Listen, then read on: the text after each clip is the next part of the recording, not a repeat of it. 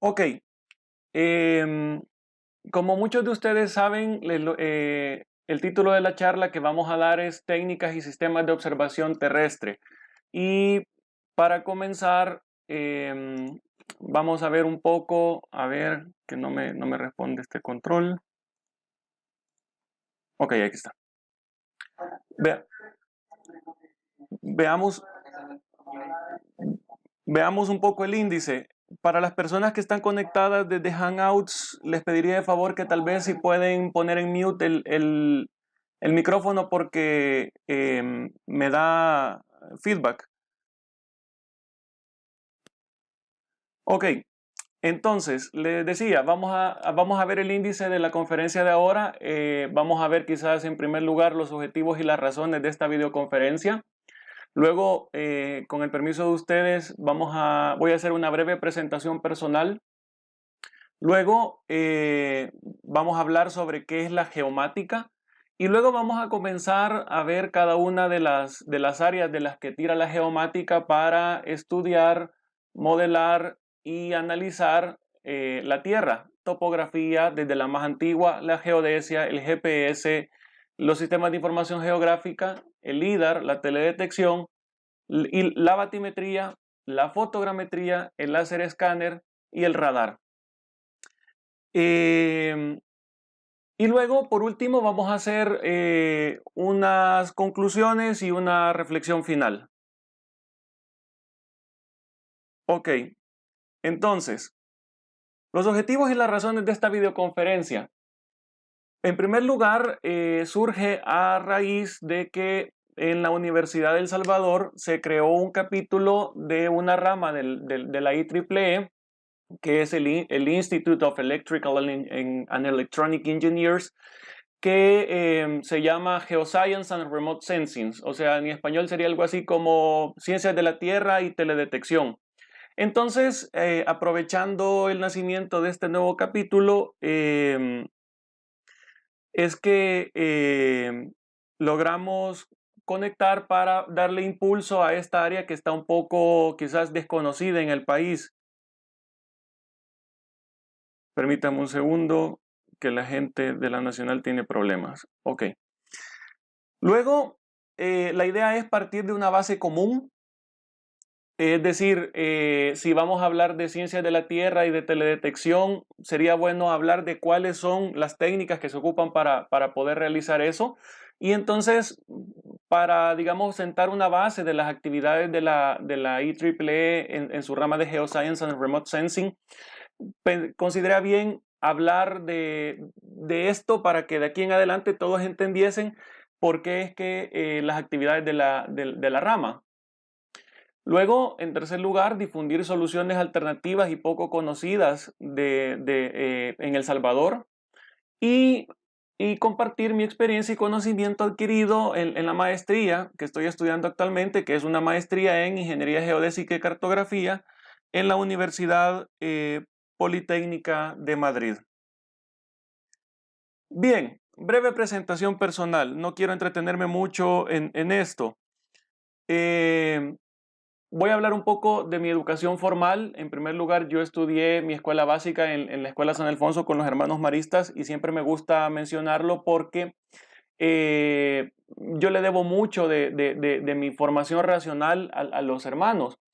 Luego tuve la oportunidad de en el bachillerato estudiar un bachillerato en arquitectura en el Instituto Emiliani hasta el año 2007 y luego estudié ingeniería civil en la UCA, de donde me gradué en 2013 como cuarto mejor de la promoción. Entonces, esa posición me permitió a mí obtener una beca a la excelencia Fantel que ocupé o que estoy ocupando para estudiar el máster que ya les he mencionado y del cual voy a finalizar el próximo año. Luego, la experiencia profesional. Bueno, en primer lugar, antes de dedicarme a esta área, yo fui ingeniero constructor, pero resulta ser que en esta empresa en la cual estuve como un año, ya hacía labores de análisis topográfico y entonces yo no había terminado mi ingeniería. Eso me condujo a escoger un tema de topografía para finalizar mi carrera. Y luego salté a una empresa completamente de topografía en la cual estuve por casi 3 años y donde yo aprendí muchísimo, tanto del jefe que yo tenía en ese momento como del personal de campo, para también en ese mismo año 2015 comenzar con mis pininos como catedrático universitario, primero en la UCA con ciencias básicas y como dinámica, estática, y luego en la Matías para la carrera de arquitectura dando la cátedra de topografía. Y luego, pues desde 2014 dirijo Alpha Geomatics, que es una empresa que nosotros le decimos de topografía moderna y sistemas de información geográfica. Y, y la idea es tratar de introducir estas nuevas tecnologías de medición en nuestra actividad del día a día. Esta es una foto de cuando yo estaba pequeño, ya desde pequeño tenía un gusto por esta área. Si ustedes dicen, pero el que apareció primero tenía pelo negro y este niño es pelo rubio, es que lo que pasa es que uno aguanta mucho sol en este rubro, entonces se me ha puesto el pelo negro, pero yo de que era rubio, y esta foto lo comprueba. No, es mentira, es una foto que me gusta poner para hacer la broma. Bien, entonces hablemos de qué es la geomática. Y para eso voy a comenzar con una historia. En 1981, Michael Paradis, un ingeniero agrimensor, hizo lo que para mí es una especie de profecía. ¿Y por qué digo profecía? Porque él decía en una conferencia de 1981, hacia la salida del siglo XX y comienzos del nuevo siglo, las necesidades en información geográfica tomarán una amplitud sin precedentes en la historia de la humanidad. Y además, los procesos tradicionales de captura de datos se volverían obsoletos e ineficientes ante la gran cantidad de datos de diversa índole, sociales, ambientales, demográficos, etcétera, que se podrían relacionar con una determinada posición geográfica. Para mí esto es una profecía increíble porque si nos contextualizamos en 1981, las computadoras todavía no eran de acceso, vamos a decirlo, del usuario común, y mucho menos pensar en tener teléfonos celulares con las capacidades que tenemos ahora y todo lo que eso involucra. Entonces, él desde 1981 ya visualizaba que en el nuevo siglo se iban a poder relacionar muchas variables a una posición geográfica. Desde 1981 él ya sabía que iba a existir Waze. Y entonces, ¿cómo hace Waze para darnos información sobre el tráfico? Es una cantidad increíble de información que la aplicación que está enviando desde nuestros celulares y que, como Michael Paradis lo decía, ningún humano ni ningún método tradicional podría procesar tal cantidad de información. Entonces, ante esa visión, él sugirió un nuevo concepto, el concepto de geomática. ¿Y qué es la geomática? Bueno, la geomática es la ciencia de la adquisición, modelado, tratamiento, almacenamiento, análisis, representación y difusión de la información geográfica a través de las tecnologías de la información y la comunicación. En palabras sencillas, la geomática, como sus propias raíces lo dicen, es la fusión del análisis geoespacial con la informática. Es decir, pasamos del análisis de mapas en papel, de planos en papel, a poder visualizarlos a través de computadoras. Entonces, con eso en mente, hablemos de quizás lo que es el área más tradicional de la geomática, que es la topografía. La topografía, brevemente, si la desglosamos en sus dos raíces, vemos que topos hace referencia a tierra y grafos hace referencia a dibujar. Entonces diríamos que la topografía es la ciencia que dibuja la tierra. ¿Cuál es el problema? El problema es que la topografía tiene una limitante espacial. Normalmente está para pequeñas escalas. Entonces, si hablamos brevemente de cómo funciona la topografía, vamos a decir que los equipos que más se suelen ocupar son estaciones totales, como las que hay en la imagen, y los niveles. ¿Por qué? Porque la clasificación más grande que podemos hacer de la topografía es la clasificación de tipo espacial, donde hay una topografía 2D y una topografía 3D. De hecho, en algunos cursos de algunas universidades dividen dos topografías y en una se ve la topografía plana y en otra la espacial. La topografía plana, por ejemplo, es esa que nos sirve para medir las parcelas de las fincas de Juan Pérez, donde no necesitamos datos de elevación. Esa información, digamos que al menos a nivel de El Salvador, procesa el Centro Nacional de Registros a través de la Dirección General de Catastro. Y luego el 3D es, pues como obvio, es obvio, cuando nos interesa un análisis de tipo más espacial, con altitudes y otras cosas más. Pero también podemos hacer una clasificación por flujo de trabajo, es decir, en el sentido en el que va la información. Una de esas es el levantamiento, en el cual la información va de campo a oficina. Y luego está el replanteo, que es en el sentido contrario. Es la información de la oficina, el diseño, a campo. Porque al final la topografía es, a través de los métodos de replanteo, cómo es que dice a dónde es que va cada uno de los elementos. Bueno, brevemente, si hablamos de los equipos de estación total, podemos hablar de dos grandes clasificaciones. Podemos decir con rebote y sin rebote, en jerga coloquial, y robótica o no robótica. ¿Qué significa con rebote y sin rebote? Bueno, con rebote significa que ese espejo que ustedes ven ahí a la par en un palo que se conoce formalmente como bastón, no es necesario. Es decir, la estación total puede medir sin ese espejo que le sirve para rebotar. Ya vamos a hablar más adelante de cómo es esta tecnología, pero en una técnica moderna de medición.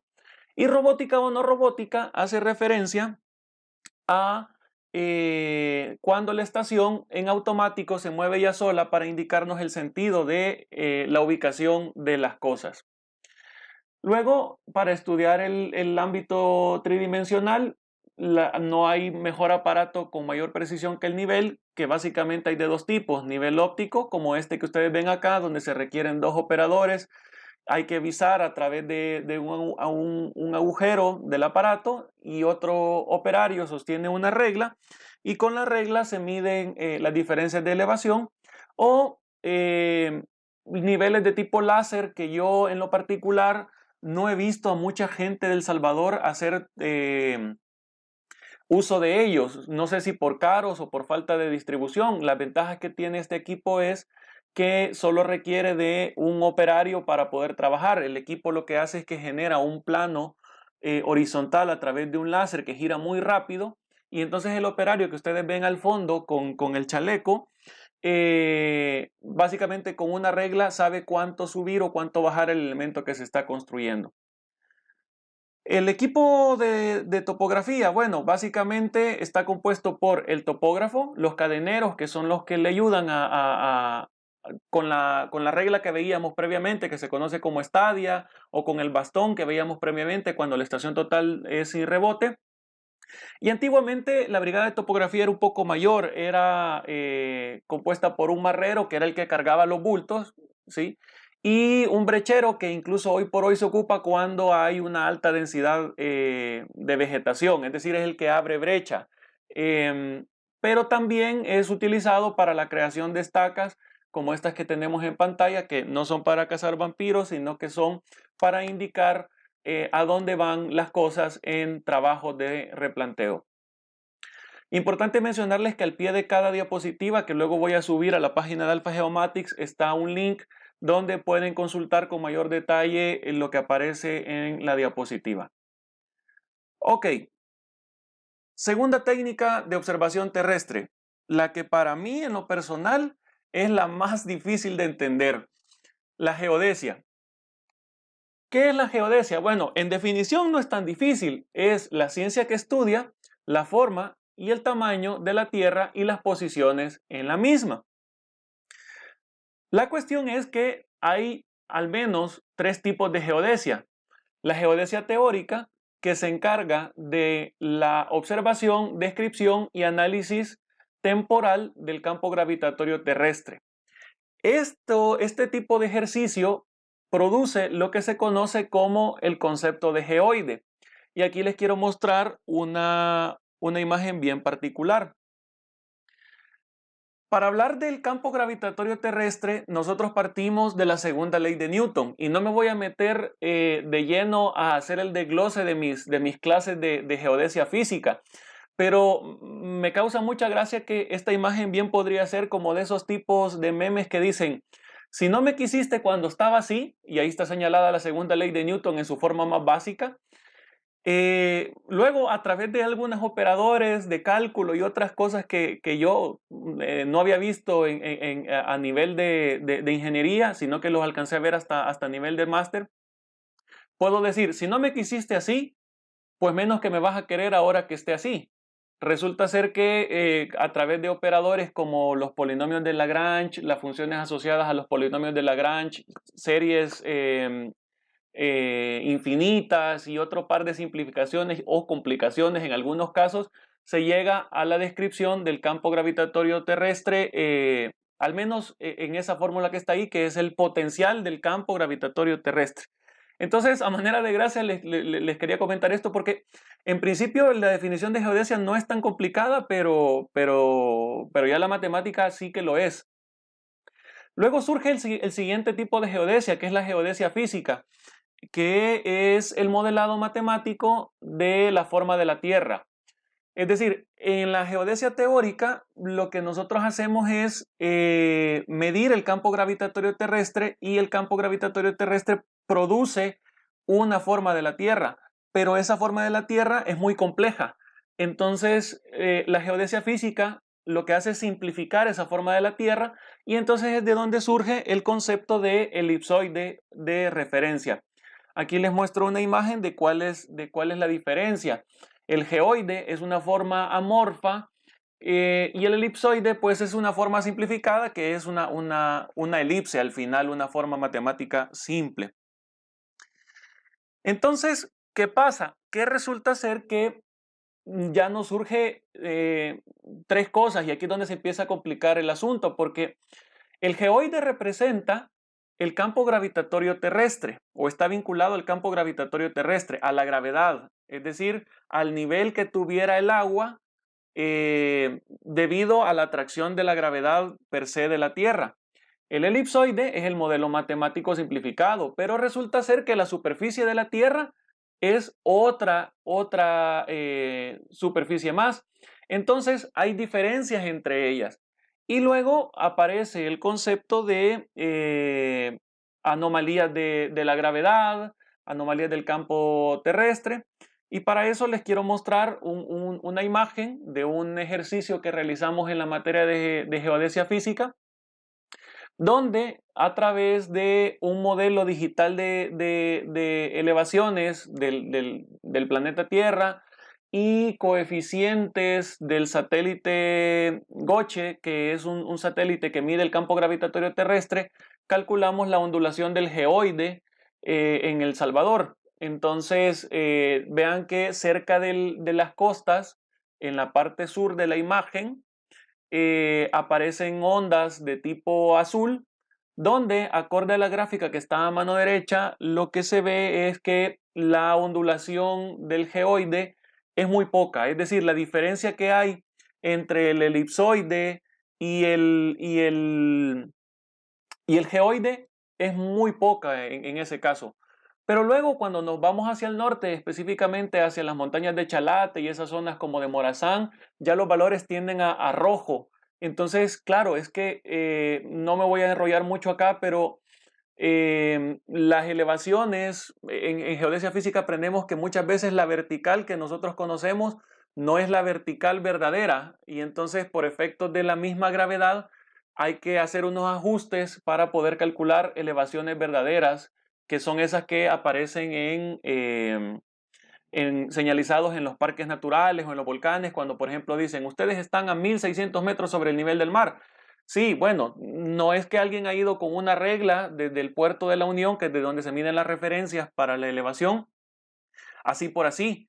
Conforme va avanzando, hay que hacerles unas correcciones debido a la gravedad de la Tierra para ir ajustando esas elevaciones. Luego tenemos la geodesia cartográfica, que básicamente la función consiste en dotar de posiciones a los puntos sobre la Tierra. Y entonces aquí es donde aparece la amalgama de la unión del geoide y el elipsoide. Surge el concepto de datum geodésico, que son sistemas de referencia, como lo hacemos de manera simple en las aplicaciones sencillas como XYZ y el origen en 0,0. Pues bueno, en cuestiones de geodesia hay datums y sistemas de referencia como el WGS84, que es el que ocupa Google Earth, LD50, que es un sistema de referencia antiguo de aquí de España y que está actualizado al ETRS 89, y el CIRGA 2000, que es un marco de referencia que se ocupa para América y que de hecho es el que ocupa El Salvador. Entonces, la cuestión es que surge el problema de que la Tierra es, en manera simple, redonda, y luego hay que pasar la plana. Entonces surgen los sistemas de proyección. Y de esos hay conformes, es decir, proyecciones conformes, que por característica mantienen los ángulos. Paralelos y meridianos siempre son perpendiculares. Hay proyecciones de tipo equivalente que mantienen las áreas. No es posible ser equivalente y conforme a la vez, porque o conservas la perpendicularidad entre paralelos y meridianos, o conservas el área. Y luego hay equidistantes que, como su nombre lo dice, mantienen la distancia. Entonces, estos tipos de proyecciones pueden ser a través de proyecciones cilíndricas, es decir, envolviendo la Tierra con un cilindro, o de tipo cónica, como esta que ven acá, o de tipo azimutal o polar, como esta que tienen en pantalla. Entonces, para el caso de El Salvador, lo que nosotros ocupamos es proyección cónica conforme de Lambert. Y aquí hay que hacer una aclaración. No es que Lambert esté conforme con esta proyección. No significa eso, porque mucha gente dice proyección cónica conforme a Lambert. Y no es conforme a Lambert. No es que Lambert esté conforme con esta proyección. Conforme significa, como ya lo vimos previamente, que mantiene los ángulos. Estoy hablando de este tipo de proyección. Es una proyección cónica conforme, porque vean que los meridianos son radiales y los paralelos son de forma circular. Entonces se mantiene la perpendicularidad, que es la característica de las proyecciones conformes. Y es de Lambert porque sigue la idea del cartógrafo de la Edad Media, de Lambert, que sentó las bases para hacer este tipo de proyección. Bien, aquí un breve resumen. Perdón, se me pasó. Aquí un breve resumen, los tipos de proyecciones según figura, según posición y según deformación. Bien, entonces, tercer tipo, GPS. Lo primero que quiero hablar al respecto del GPS es que si somos estrictos, formalmente no sería correcto decir GPS para llamarle al sistema de observación de la Tierra. Lo correcto sería llamarle GNSS, que es las siglas de Global Navigation Satellite System. ¿Por qué? Porque resulta ser que hay varias constelaciones de sistemas de navegación por satélite. La GPS, que es la más popular, quizá la más antigua, que es de Estados Unidos, y por el nombre que tiene en Estados Unidos es que se popularizó llamarle GPS a todo lo que recibe una señal de ubicación de satélites. Pero la Unión Europea tiene su propia constelación, la constelación Copérnico, y Rusia tiene su propia constelación, la constelación GLONASS, y China tiene su propia constelación. Entonces, hoy por hoy, las antenas que conocemos como antenas de GPS, en realidad muchas de ellas son antenas con sistemas GNSS, que significa que pueden interpretar las señales de los satélites que provienen de distintas constelaciones. Esos satélites de ubicación están volando a más o menos 28,000 kilómetros desde la Tierra. Y como lo ven en la imagen, la señal tiene que atravesar la ionosfera y la troposfera antes de llegar a la Tierra. Ya vamos a hablar cómo influye eso en la señal. Brevemente, les quiero explicar cómo funciona el posicionamiento del GPS en modo absoluto. Básicamente lo que nosotros hacemos es recibir la señal de los satélites, pero si recibiéramos la señal de un solo satélite, pues básicamente nuestra posición estaría limitada a algún punto de la esfera, y eso significa muchísimos puntos. Con dos satélites, pues ya restringimos a un área de intersección en el cual la señal del GPS la señal de los dos satélites es coincidente. Ahora, si lo pensamos con tres satélites, la señal se reduce todavía aún más. Y entonces es que el principio básico de funcionamiento consiste en, al menos de manera espacial, lograr escuchar tres señales de satélite para encontrar un volumen de intersección que, dependiendo de la precisión que tenga el receptor, va a ser más o menos grande para encontrar la posición del que está tratando de ubicarse.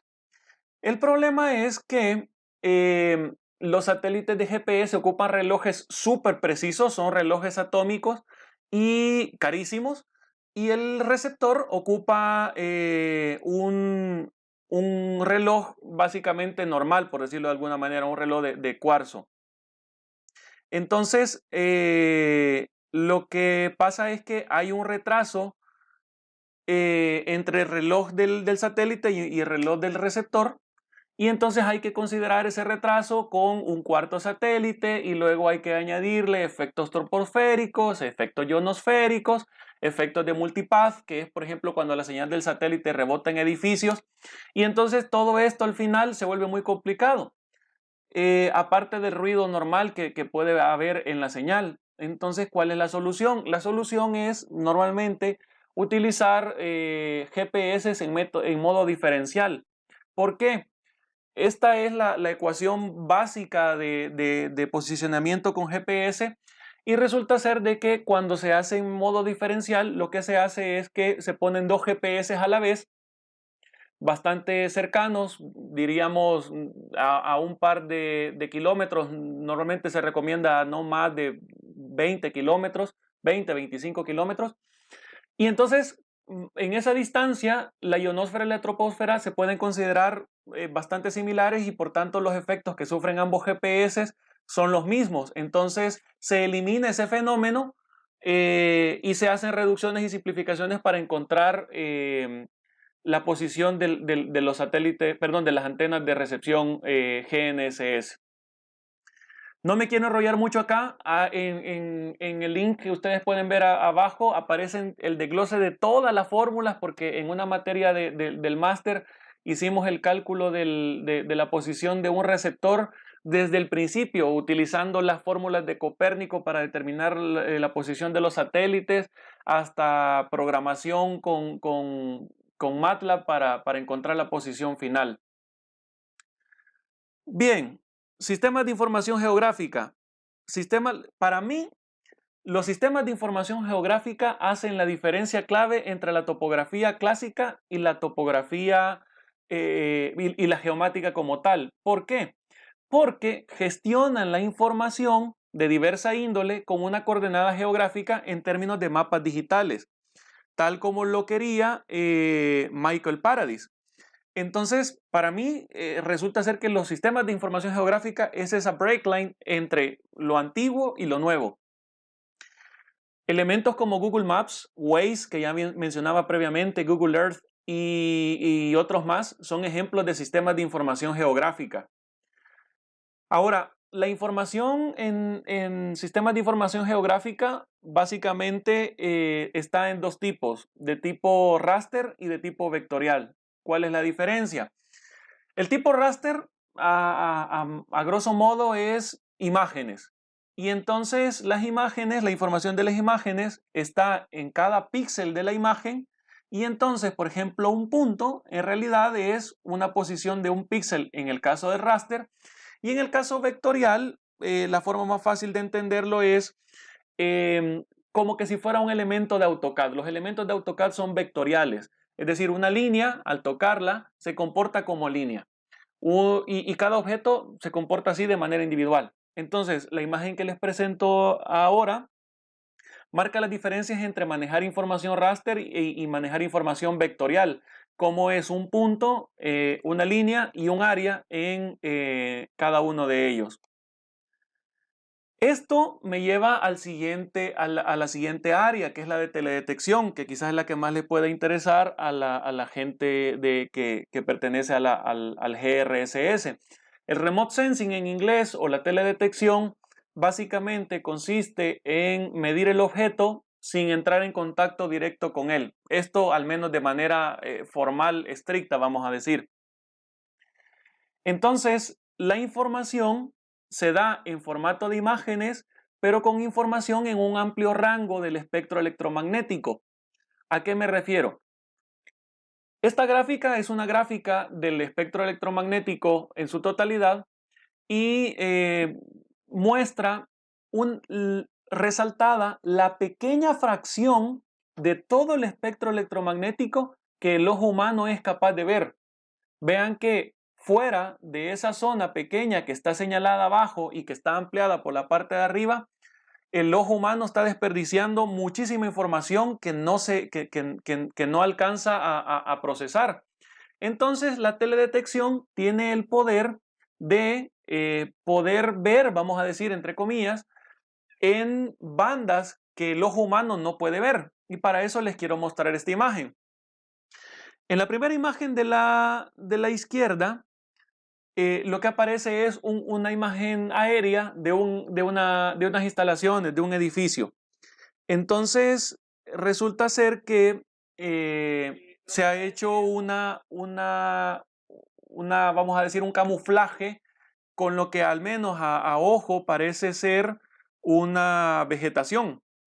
Pero resulta ser que cuando esa imagen se procesa en la banda del infrarrojo cercano, es decir, vean, es algo que ya está saliendo de la capacidad del ojo humano para procesar, se ve una gran mancha negra. Y esa mancha negra es diferente a los árboles que se ven por la parte de arriba de la imagen. Lo que quiere decir es que esa vegetación, que al menos parece vegetación en la imagen, pues resulta ser que no es vegetación porque no se comporta como se esperaría que se comportase la vegetación frente a la banda del infrarrojo. Entonces, hay diferentes tipos de sensores para medir esa información. Hay sensores pancromáticos, multiespectrales e hiperespectrales. Y hay distintos tipos de resolución. La resolución de tipo espacial, de tipo radiométrica, de tipo espectral y de tipo temporal. Entonces, ¿qué significa resolución espacial? Vean, por ejemplo, estas 4 imágenes. Son 4 imágenes de diferente resolución espacial, desde la que tiene más detalle, que es una resolución de 0,75 metros, hasta la más grande, que es la del satélite Landsat 7, que tiene resolución de 30 metros. Entonces, es obvio que el mismo redondel, a una resolución más pequeña, en realidad lo que tiene es más detalle porque cada píxel representa 0,75 de la medición real. Si me permiten un segundo, les quiero mostrar una cosa que tengo aquí en el escritorio. En España hay un proyecto que se conoce como PENOA. PENOA significa Plan Nacional de Ortorrectificación Aérea. Y entonces el PENOA lo que hace es que logra resoluciones de hasta 0,25 centímetros. Quiero que vean desde dónde es que voy haciendo zoom hacia la ciudad de Madrid. Esto es con un visor que se conoce como el Iberpix, que es del Instituto Geográfico Nacional. Y Vamos a ver si no me pierdo. Voy un poco más para arriba. A ver. Getafe. A ver. Me acerco un poco más. Ok, aquí está. Quiero que vean esto. Me voy a acercar a, por ejemplo, no, ya sé qué voy a hacer. Voy a irme un poco más arriba al Paseo de la Castellana, donde en el Paseo de la Castellana, un poco más al norte, a ver, ya casi llego, está el Estadio Santiago Bernabéu. Me voy a acercar un poco más y voy a activar la capa de imagen PENOA. Puedes activarla del mapa 1 en 125.000 y vean el nivel de detalle que tiene esta imagen del PENOA. Esta resolución es de 0,25 centímetros, o sea, se alcanza a ver incluso de manera individual los pasos de cebra que hay cerca del Estadio Santiago Bernabéu. Vean el detalle con el que se ve el estadio. Es una calidad de imagen increíble. Y aprovecho este momento para hacerles un comentario, porque me gusta ir, o digamos, tengo entre mis objetivos ir comparando lo que pasa en España con lo que desearía que pasase en El Salvador. Resulta ser que el Plan Nacional de Ortorrectificación Aérea, o PENOA, es un plan carísimo, carísimo. Yo creo que sería imposible aplicarlo en El Salvador debido a los costos que se involucra. Pero cada 4 años, pues se vuela toda España y se actualiza el PENOA. Entonces, toda la información que recolecta el PENOA, que es a través de fotogrametría, que es una técnica que vamos a ver más adelante, de teledetección, de LIDAR, que es algo que vamos a ver más adelante. Toda esa información está disponible para descarga del usuario. ¿Por qué? Porque la filosofía aquí en España es que quien ha pagado el proyecto PENOA es, pues, la población, el pueblo, vamos a decir. Entonces, quienes son los verdaderos dueños del proyecto es la población. Y entonces, como ellos han pagado por este servicio previamente, antes de realizarse a través de impuestos y todo lo demás, pues lo justo es que la información quede a la disponibilidad de ellos. Y entonces, a través de otro portal, se pueden descargar ortoimágenes, se pueden descargar modelos digitales de terreno, se pueden descargar información LIDAR, bueno, una cantidad de información increíble de manera completamente gratuita. Así que vean, es un nivel de detalle a esta resolución que no lo tiene, bueno, lo tiene Google Earth porque trabaja en combinación con el Instituto Geográfico de España, pero es muy grande y que no se logra en todas las ciudades del mundo. ¿Que estamos cerca de ver las placas de los carros? No, estamos lejísimos. Yo estimo que para llegar a ese nivel tendríamos que tener una resolución espacial muy grande, quizás de 1 centímetro para poder hacer eso, pero bueno, ya tenemos algo por acá. Entonces, continuamos. Bien, luego tenemos la resolución radiométrica, que básicamente consiste en la energía que tiene la imagen. Vean que a mayor resolución radiométrica, desde la de 8 bits que está en la esquina superior izquierda hasta la de menos resolución radiométrica, hay una gran diferencia de calidad de la imagen. Y luego tenemos la resolución espectral, que tiene que ver con lo que decíamos previamente, es decir, hay sensores de tipo pancromáticos que solo miden en blanco y negro, multiespectrales e hiperespectrales, y tiene que ver en relación a la cantidad de bandas que mide el sensor. Vean que el multiespectral normalmente se cataloga con más de 10 bandas, de 10 a 20 bandas, y el hiperespectral es muchísimas bandas. De hecho, creo que hay un satélite que tiene la capacidad de medir hasta como 200 bandas de información. Es una visualización que el ojo humano no está ni por cerca de alcanzar. ¿Para qué sirve la teledetección? Bueno, sirve básicamente en su función de combinación de bandas, y para eso les quiero mostrar estas dos imágenes. La imagen de la izquierda es una imagen que está medida en color rojo, vamos a decir entre comillas color rojo, está medido en la frecuencia de la banda del color rojo. Y no se ve roja porque para que se vea roja tiene que haber otra información. Y al lado derecho está el NIR o el infrarrojo cercano. Entonces, cuando se combinan estas imágenes, se pueden generar índices como el NDVI, que básicamente le dan color a la imagen y resaltan ciertas particularidades, como por ejemplo la humedad en el suelo, la zona de arbustos, la zona de suelos, la zona de árboles grandes, etc. Y bueno, aprovechando este tema, les quería también hacer el comentario de que la ESA, la European Special Agency, o la Agencia Espacial Europea, justo hace un par de semanas hizo un release de un video sobre teledetección en El Salvador. Entonces, el link del video yo se los comparto posteriormente, pero básicamente vean cómo en la parte de atrás aparece una imagen de color verde, perdón, de color rojo. Esto es porque con bandas de los satélites de la constelación Copérnico, que es la de la Unión Europea, se logra resaltar a dónde es que hay vegetación, porque la vegetación se comporta de una forma especial en la banda infrarroja. De hecho, a ver si no me lío por acá.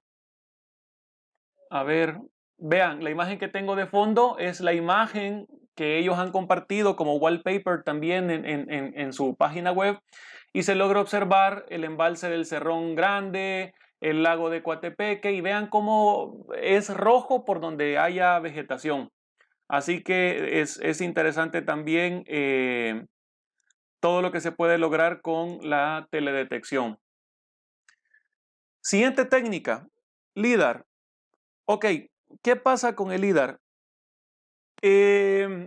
La topografía clásica está limitada por el objetivo de la estación total, es decir, hacia dónde mira la estación total, por la velocidad del operario, y en consecuencia hay una cantidad de puntos bastante limitada.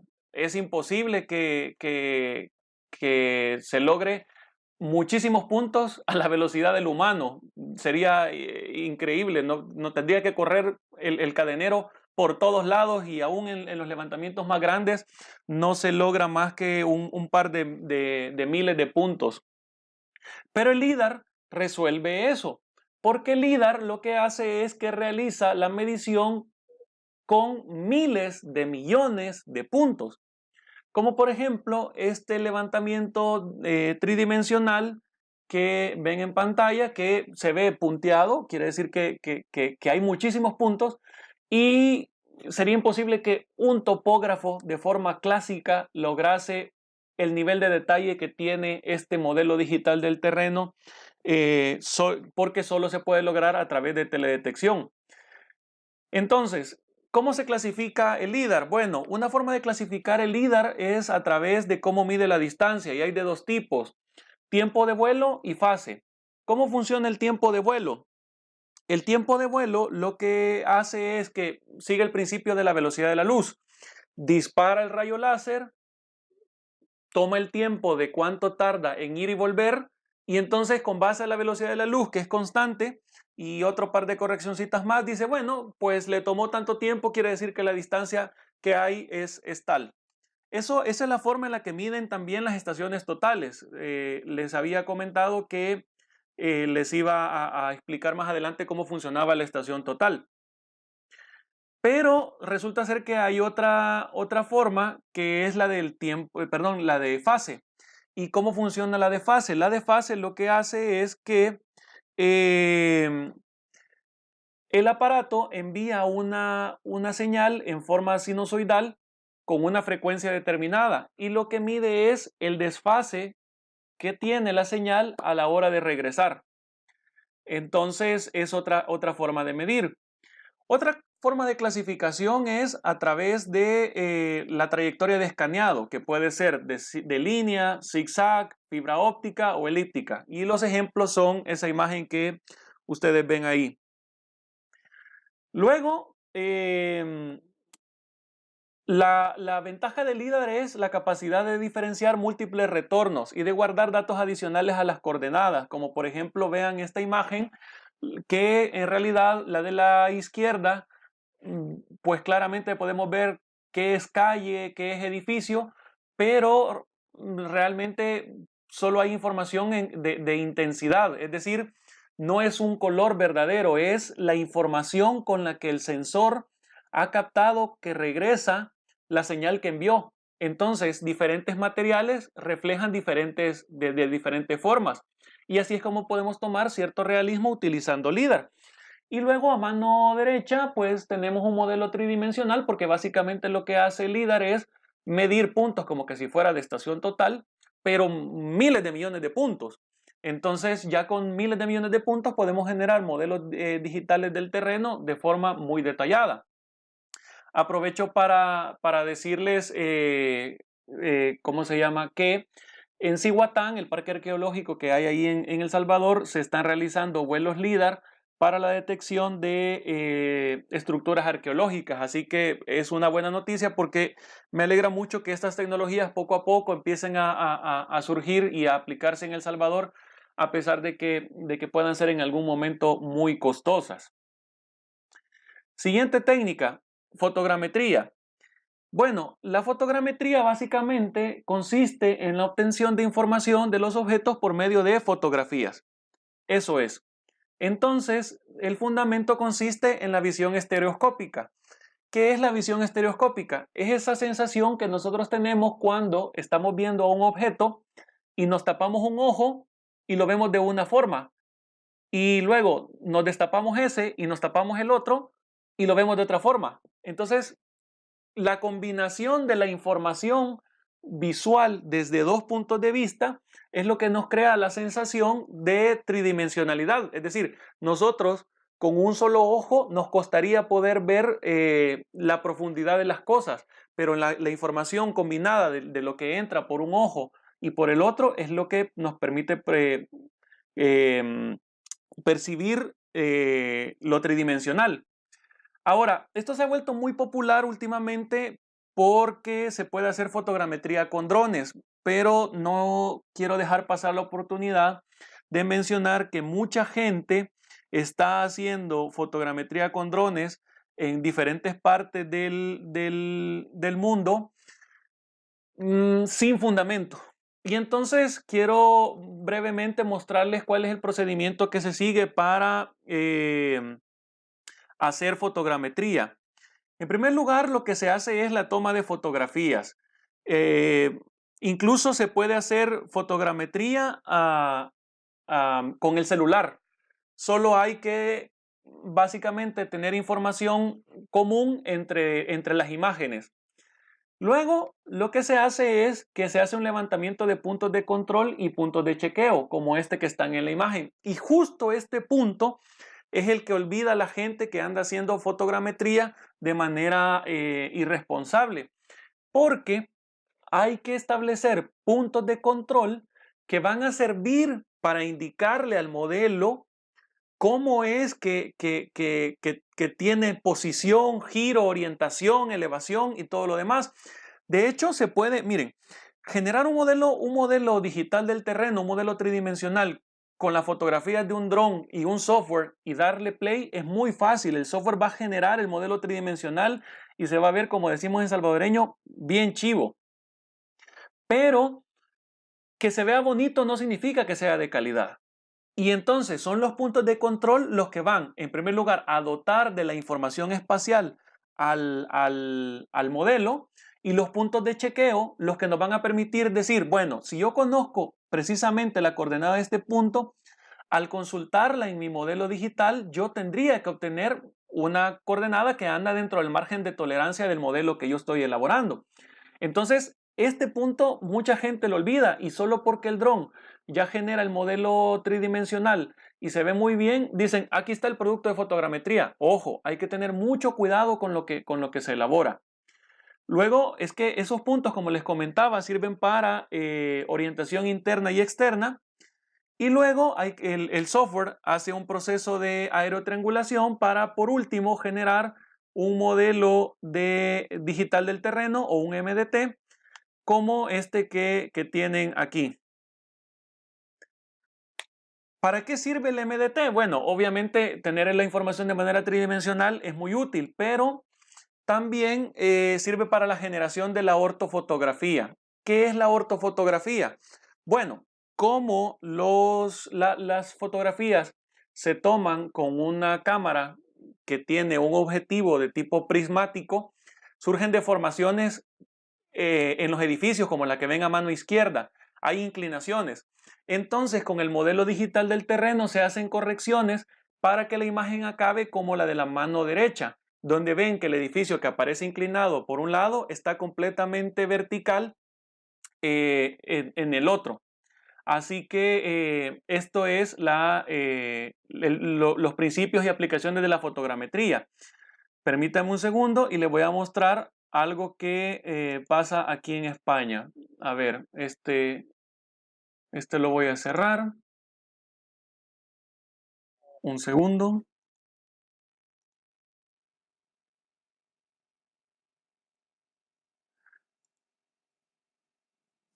Bueno, quizás antes de mostrarles lo que pasa aquí en España, les quiero mostrar algo. Los usos de la teledetección.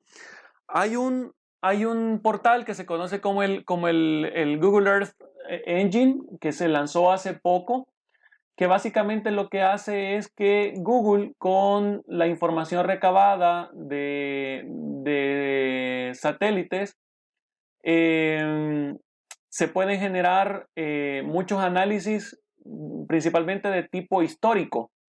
Entonces, hay una opción que ya viene predeterminada, que es la de time lapse. Les quiero mostrar, vean, hay una serie de datos de satélites, los satélites Landsat, que fueron los primeros satélites de teledetección que se lanzaron. Se lanzaron cerca de los años 70, entonces hay información espacial desde los años 70 y estos satélites continuamente están monitoreando la Tierra y se pueden lograr análisis con teledetección como esta serie temporal.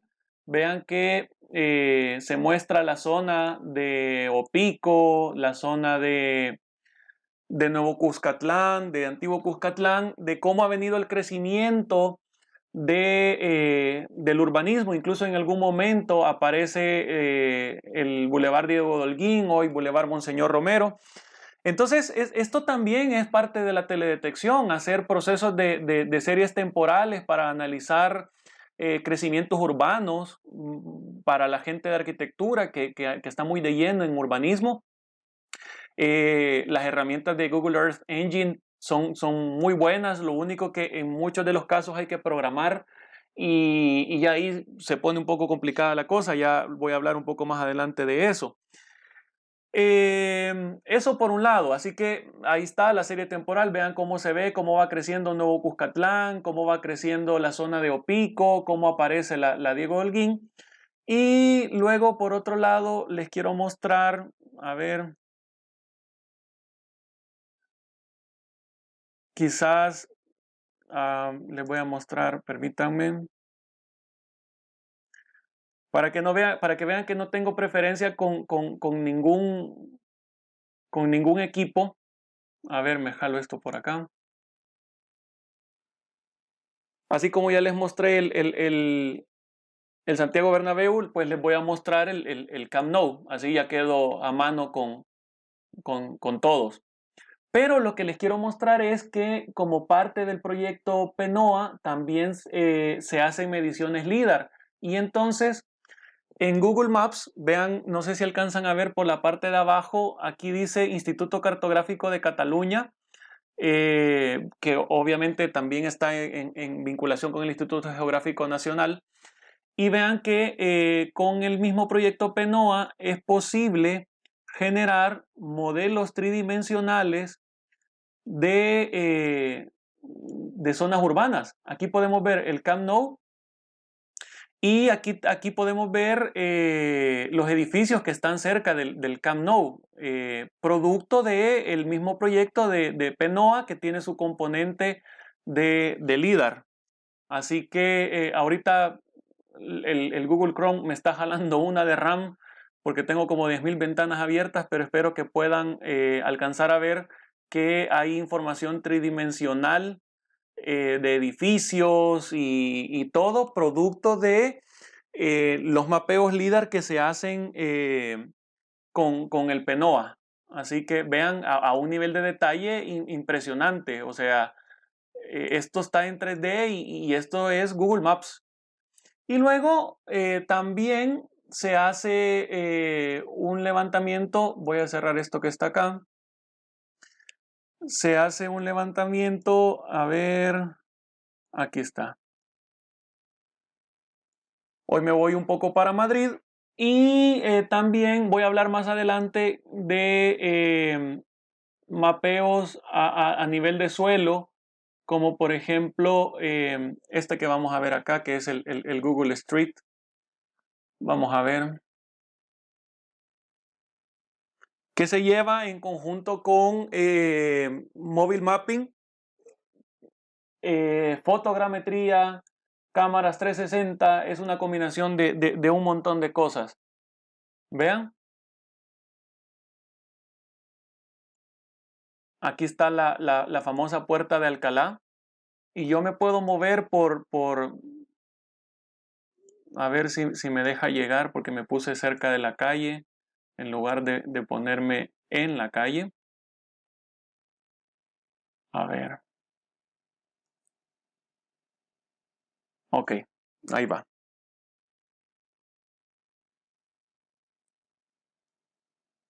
Bien, ahí está, como dice la canción, mírala, mírala, es la puerta de Alcalá.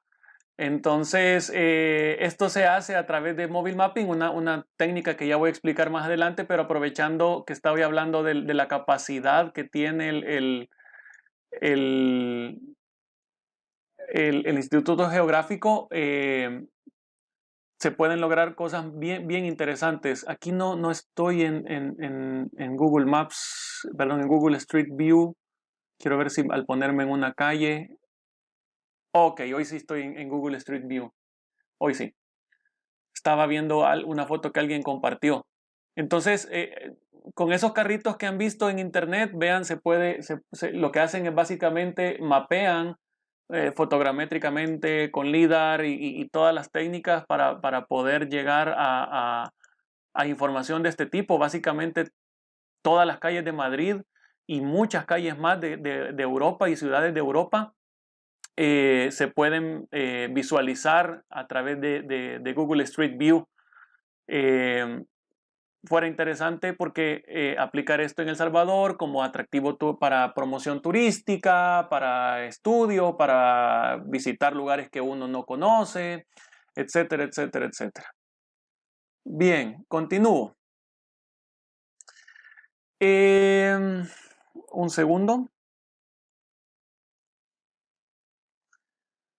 Batimetría. Batimetría no es la técnica que ocupa Batman para medir. Básicamente lo que sucede es esto. Normalmente cuando hablamos del concepto de geomática es un concepto asociado al estudio de la Tierra en firme, pero también parte de la Tierra es el agua que hay en ella y el subsuelo que hay debajo de esa agua. Entonces la batimetría consiste en la medición de la forma y composición del fondo acuático. Tiene unos inicios muy, pero muy antiguos que datan del siglo XII, cuando la gente básicamente lo que hacía era tirar una cuerda con una piedra que se conocía como escandallo y con eso medía el fondo marino. ¿Cuál es el problema real de la batimetría? El problema real es que el espectro visible no penetra en el agua. Esta gráfica lo demuestra. Si la misma gráfica que vimos cuando estuvimos viendo el capítulo de teledetección lo ponemos en el agua, resulta ser que las diferentes bandas de color no entran a la misma profundidad, e incluso la banda de color azul y color verde, que de hecho son las que más profundo llegan, eh, básicamente llegan a 40 metros lo más. Ok, entonces, ¿cuál es la solución? Enviar ondas mecánicas, como lo hacía Aquaman. Entonces se ocupan dos tipos de tecnología, monohaz y multihaz. ¿Cuál es la diferencia? La diferencia es el área que cubre. La sonda monohaz es más puntual, ofrece mayor detalle del fondo, y la sonda multihaz cubre mayor área a menor detalle. No se puede ganar sin sacrificar algo.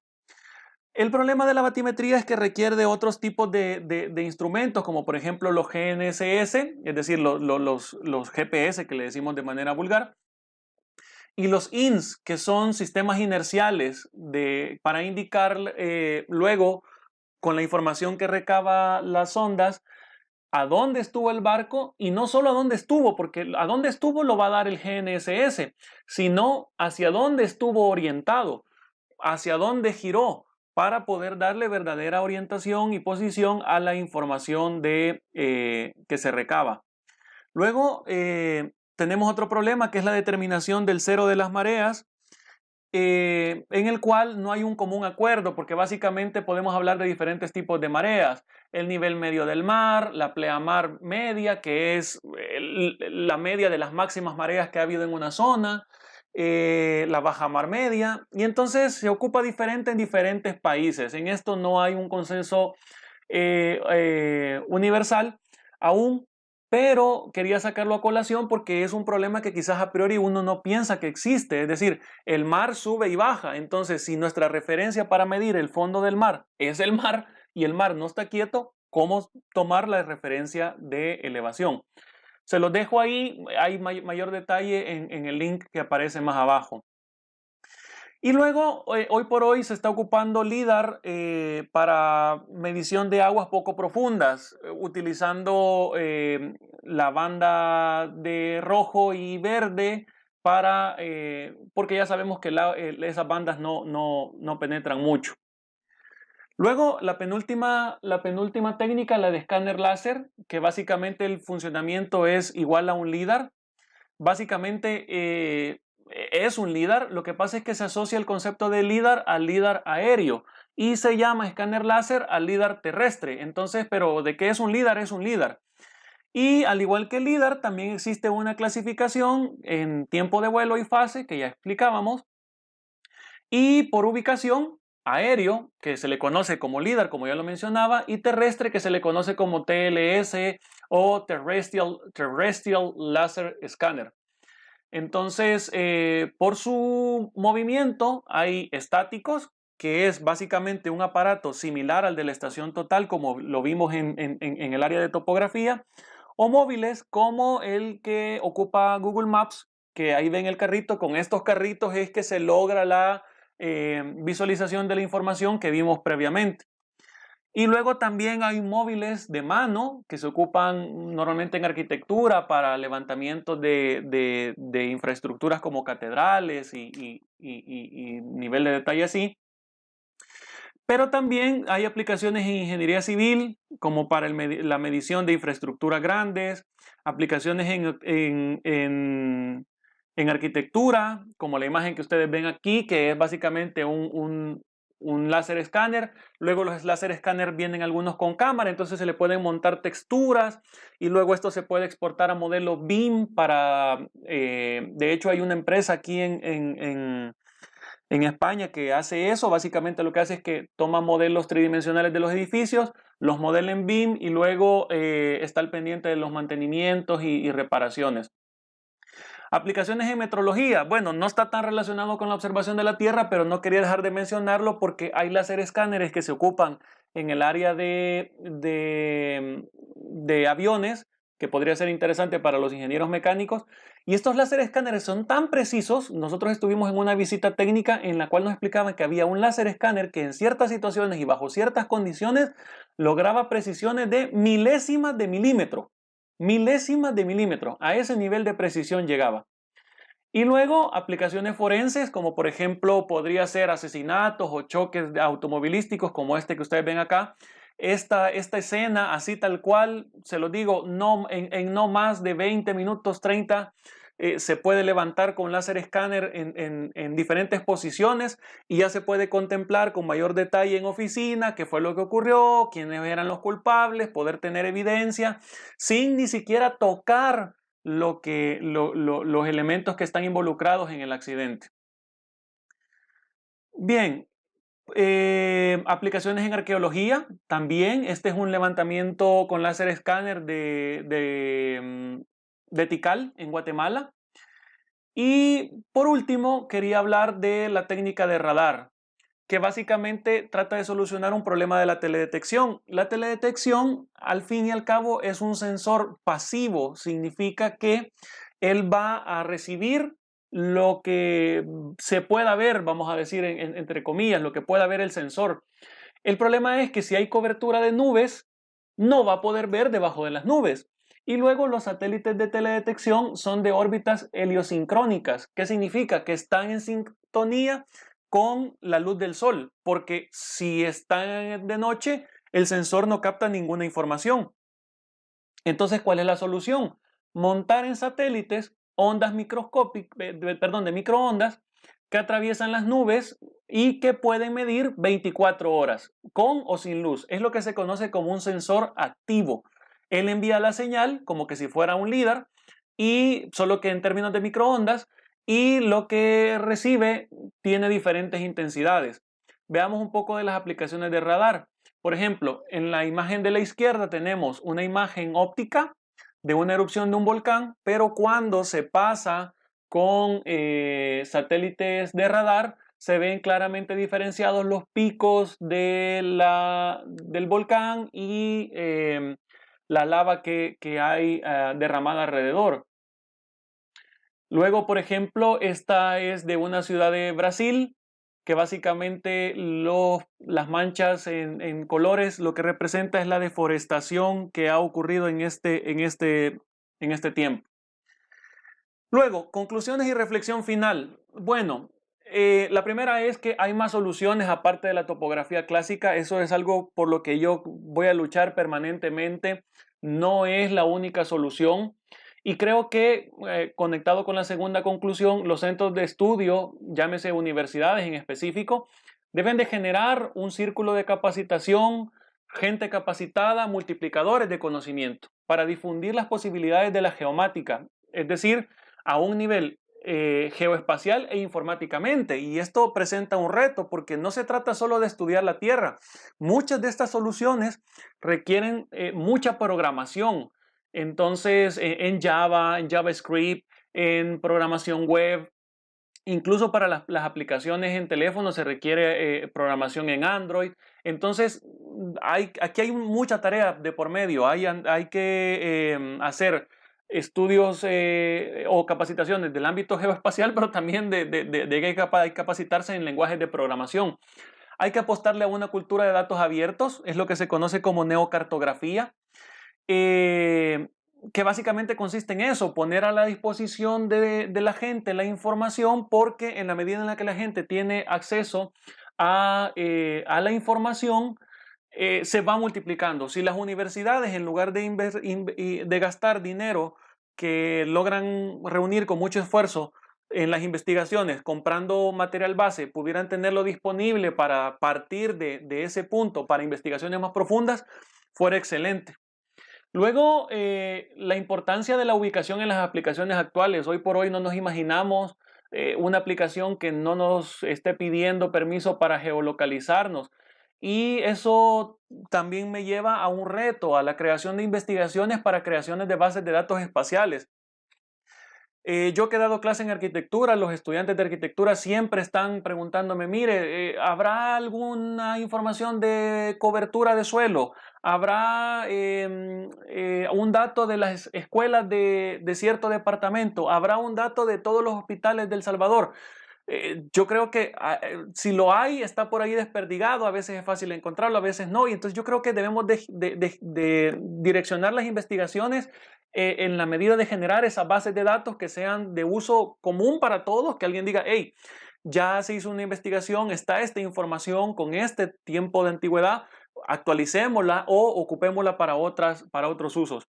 Y luego, esto es producto de un artículo que escribí en el blog de Alpha Geomatics que llamé Historia, Diagnóstico y Desafíos de la Geomática en El Salvador. Yo creo que es importante colegiar la aplicación de rubro. Al colegiarla, creo yo que se levantaría mucho la calidad y el prestigio del área que hoy por hoy está muy depreciado no solo en El Salvador, sino en muchos lados, pero es producto de eso, de mucha gente que no conoce otras soluciones y que las pocas soluciones que conoce no las está aplicando de forma conceptual. Esta presentación la voy a subir a la página web de Alpha Geomatics en el blog y ahí van a encontrar los enlaces de algunas de las informaciones que he presentado a continuación. Así que, bueno, les invito a seguirnos en nuestras redes sociales, Facebook, Instagram, LinkedIn, en nuestro canal de YouTube, nuestra página web y correo electrónico, y lo mismo para las redes sociales del GRSS. Permítanme un segundo, por favor. Ok, entonces, en este caso, ya, a ver, ahí estoy. Voy a dar quizás unos 15 minutos para espacio de preguntas y respuestas en estos 10 minutos que nos quedan.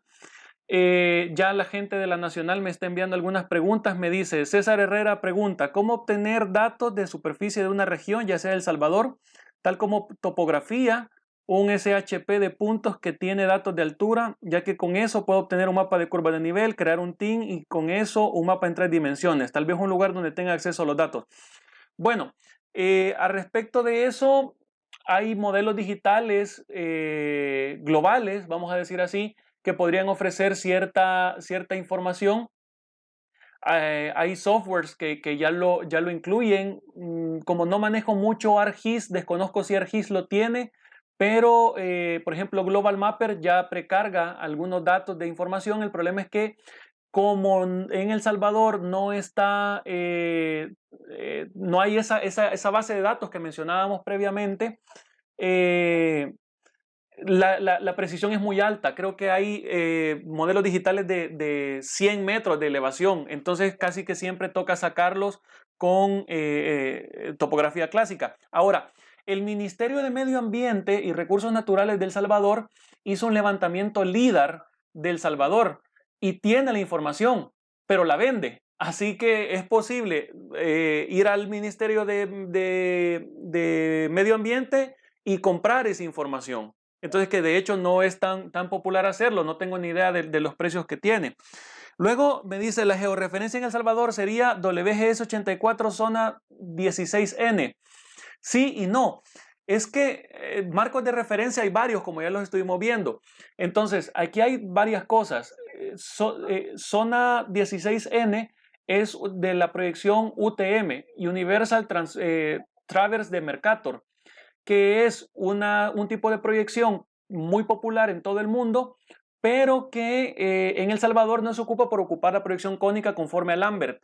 Y eso a veces causa problemas cuando se está haciendo proyectos con otra gente, porque, digamos, de otros países. Me ha pasado, yo he desarrollado proyectos con mexicanos, con costarricenses, con colombianos, con españoles, y entonces me dice, es clásico que a la hora de entregar la información venga un correo o una llamada y que me digan, mira, la información que nos estás entregando está mala. ¿Por qué? Porque no me casa con lo que básicamente quiero montar. ¿Qué proyección estás ocupando? UTM zona 16, me dicen ellos. Sí, pero es que en El Salvador no ocupamos UTM zona 16, ocupamos proyección cónica conforme al Lambert. Entonces, ¿que la UTM zona 16 es aplicable a El Salvador? Sí, pero no es la que se ocupa. Entonces, eso espero responda a la pregunta.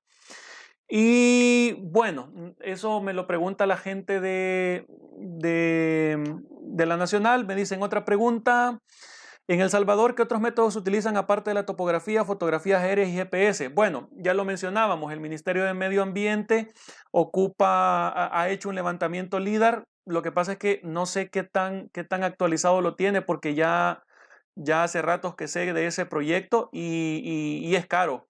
Entonces la tecnología LIDAR es cara y la información solo es válida, como lo mencionábamos en la parte de teledetección, si se mantiene actualizada. Es lo que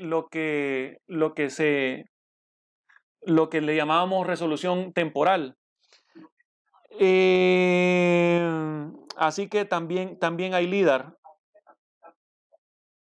Bien, a ver, me dice alguien por acá, sí, el MAR y el CNR manejan imágenes LIDAR, han trabajado con ellos, correcto. Saludos a Jorge Recinos, que nos está escribiendo desde el Facebook Live.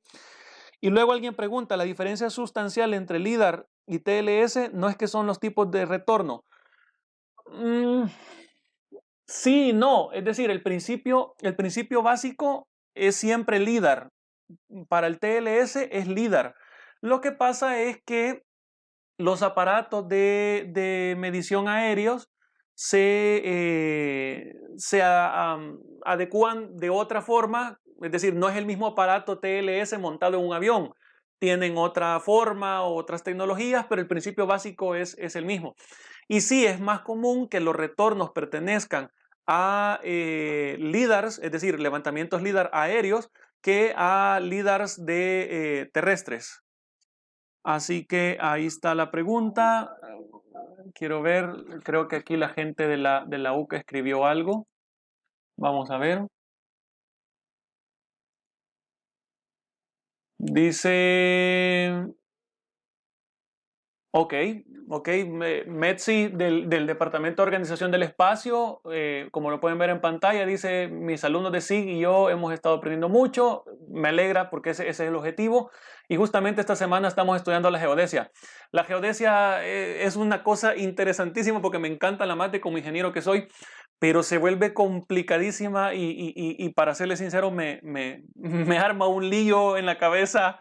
Y cuando llevé geodesia física en el máster la disfruté, pero también la sufrí porque hay mucho concepto que es difícil es abstraer la Tierra de 3, 4 formas diferentes y que realmente al final la vertical no es la vertical, sino que es cómo el campo gravitatorio terrestre afecta y que si se mide de un lado no va a dar la misma altura que de otro porque hay que hacer correcciones gravimétricas, complejísimo.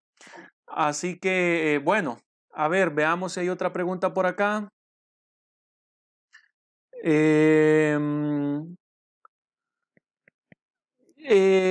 Jorge Recién nos comenta que si hay acceso, bueno, a ver, César Herrera pregunta que si un estudiante hay acceso para eso con fines académicos. Y luego Jorge Recinos le contesta que no está seguro porque son bien celosos. Tengo una colega que trabaja en el MARN y justo hace un par de semanas estábamos hablando de eso y ella mencionó que la información la vendían. Y yo creo que, pues, a ver, si es un proyecto entre varios compañeros, porque me pasaba lo mismo en el área, en la materia de topografía cuando le enseñaba en la Matías. Me decían, mire, necesitamos información de tal área, vayan y cómprenla en el CNR. Pero es que está muy cara. Bueno, una ortofoto en el CNR andará como por 60, 70 dólares, pero en un grupo de 5 ya hacen como 10, 15 dólares, que no está tampoco tan caro. Se gastan más plata en otras cosas.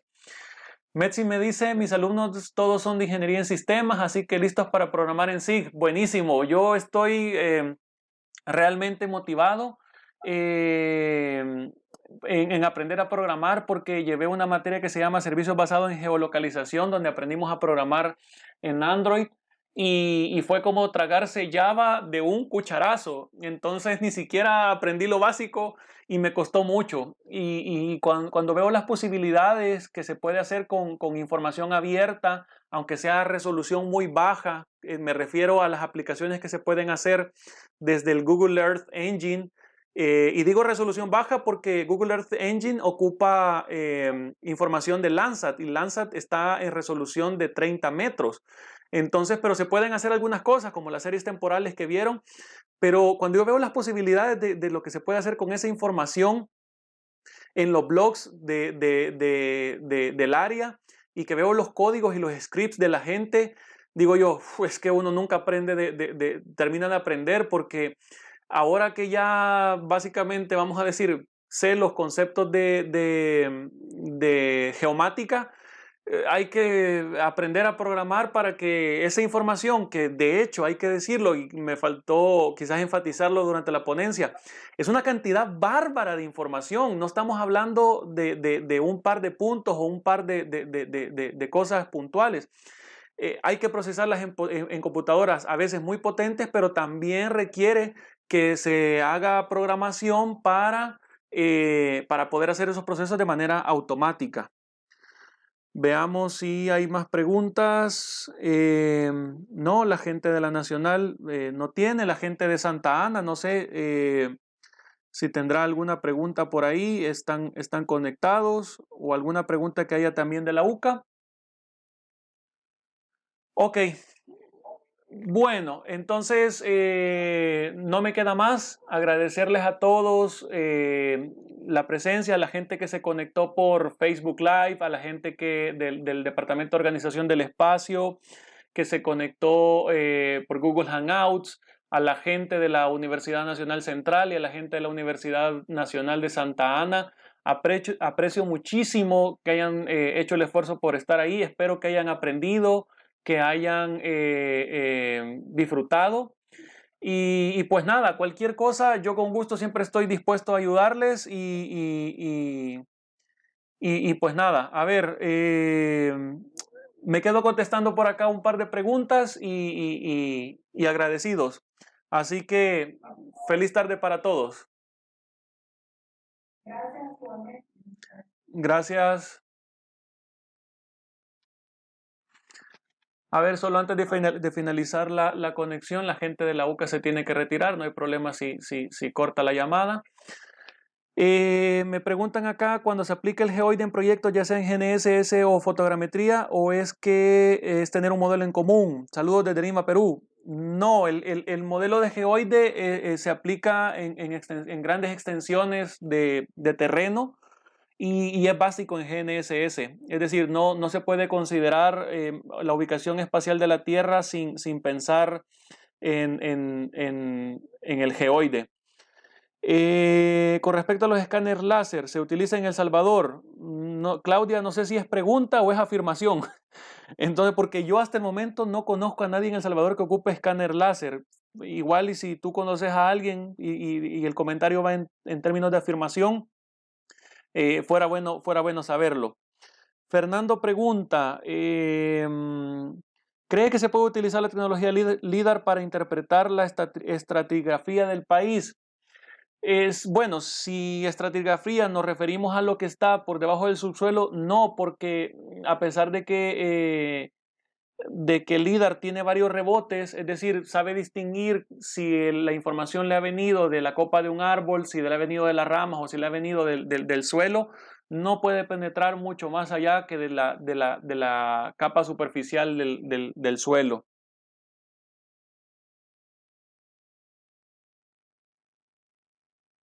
En Facebook Live va un poco retrasado a lo que voy hablando, así que haré una pausa para ya dar conclusión a esto.